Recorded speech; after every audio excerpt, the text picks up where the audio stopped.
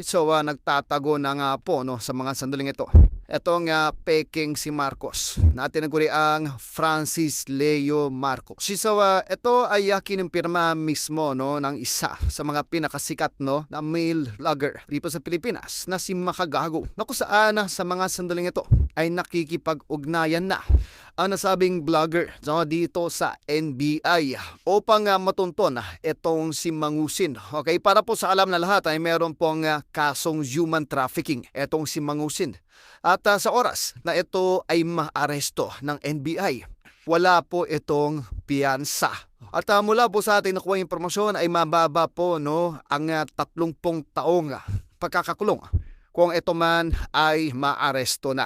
Noon pa man no, ay dapat nang mahuli itong abnormal na ito. Sama pa natin yung mga daang-daang taong naloko nito sa mga road na fundraising na kung saan ay kumukuha po ito ng mga donation noon no, sa iba't ibang bansa sa mga OFW, no? At ang malaki porsyento nito ay kanya pong ibinubulsa lamang, okay?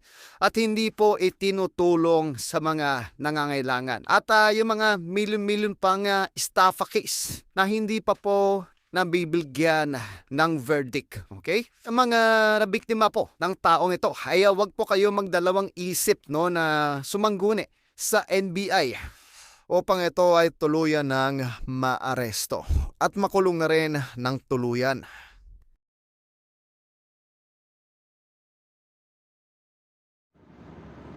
Sabi naman ni Kim Bron, Boss, donate ko na sa'yo. Kasi bako kulong ka na sa January. Ay, ganun.